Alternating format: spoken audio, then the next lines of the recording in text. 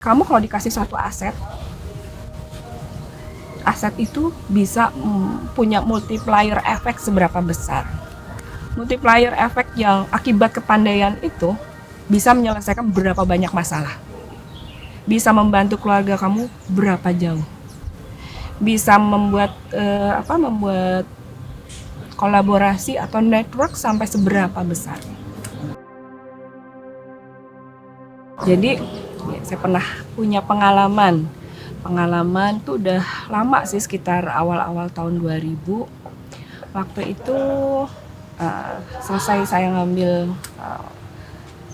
ekonomi ya, juga kan ngambil ekonomi, terus saya masuk ke ITB itu untuk belajar lagi development studies. Belajar lagi itu berarti kan di dalam kelas itu multi disiplin orang-orang yang ikut ya. Ada yang latar belakangnya sastra, ada yang latar belakangnya sosiologi, ada yang latar belakangnya ekonomi, banyak. Pada waktu itu pengajar kita profesor-profesor yang cukup berbobot ya, kayak Pak Profesor Saswina Disasmojo, Profesor Gede Rake, Profesor Naya, dari Tangerang, banyak lah. Dan juga beberapa staf ahli menteri dan beberapa menteri juga ikut ngajar.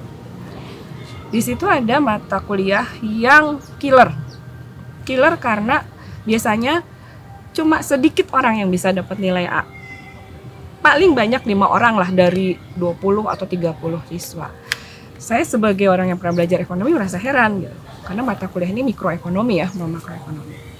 Terus saya cemas karena teman-teman merasa bahwa wah, ini bakal menghambat masa depan mereka nih, IPK-nya pasti anjlok gitu.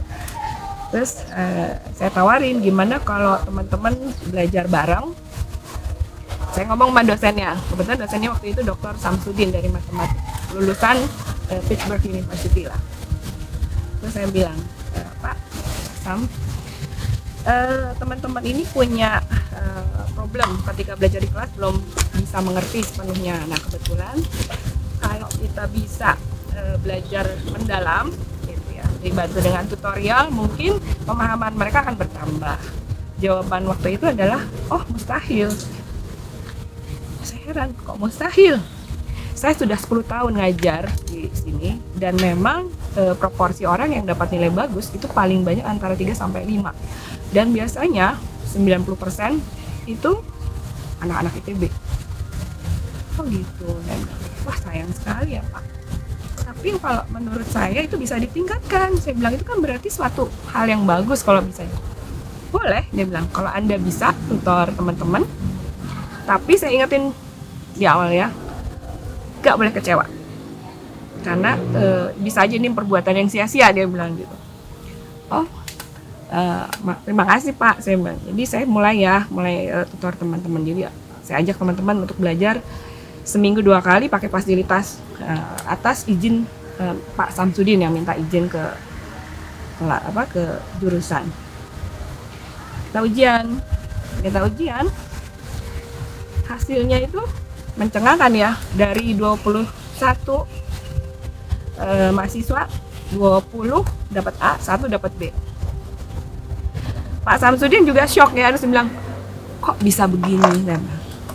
Pak, Bapak itu di ITB biasa ngajarin anak pintar. Mau Bapak ngajar seperti apapun susahnya, mereka bisa belajar sendiri. Tapi tidak berarti yang tidak dari ITB itu nggak pintar. Mereka pasti punya cara untuk memahami juga. Nah, terus dari sejak itu Mas Azum bilang, wah kalau gitu saya nggak bisa ngajar selain di mahasiswa ITB dia. Kalau saya harus ngajar non mahasiswa ITB, kamu harus jadi asistennya. Nah di sini saya sebenarnya mau menunjukkan bahwa sesuatu yang diyakini ya, sangat diyakini itu sebelumnya, itu tidak mutlak. Tidak mutlak karena kita kurang piknik. Karena kita hanya ada berada di lingkungan yang seperti itu. Jadi kita harus piknik, pergilah ke Unpad ke UPI kemana-mana ya, kita bisa lihat bahwa metode belajar itu macam-macam. Nah itu yang pertama. Yang kedua, saya pernah cerita sama anak saya, selama ini kan kita untuk nyambung silaturahmi lagi, kita ikut grup line dance alumni ITB Garis Lucu. Nah gurunya juga dari ITB nih, sama Pak Samsudin ya. Gurunya dari ITB, fisika 80, angkatan 80. Nah teman-teman yang jajan juga anak-anak ITB. Ada profesor angkatan 74, udah pensiun, ada yang angkatan 82, ada macam-macam deh. Setiap kali selesai mereka bilang, wah bahagianya bisa menguasai satu tarian. Terus saya bilang, oh itu seneng ya kalau gitu ya. Iya seneng.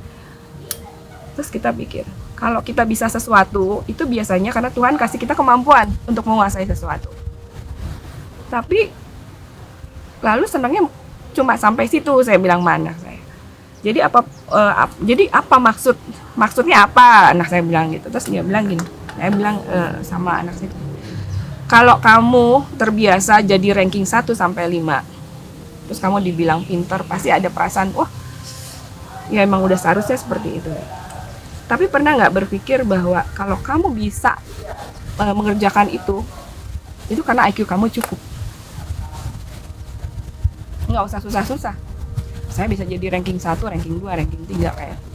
Saya bisa masuk ITB, masuk UGM. Tapi ada yang lebih penting dari itu. Seperti kamu kalau dikasih satu aset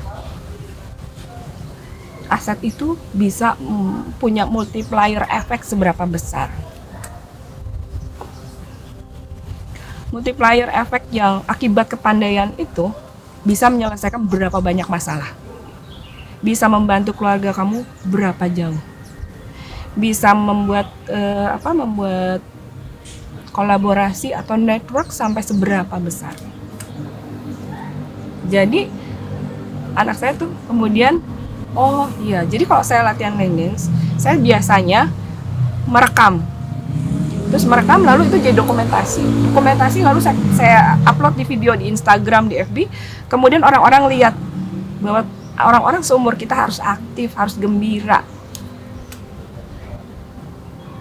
Kemudian banyak merasa tergerak untuk punya aktivitas. Nah, kebiasaan kita itu harus jadi minimalnya seperti itu gitu.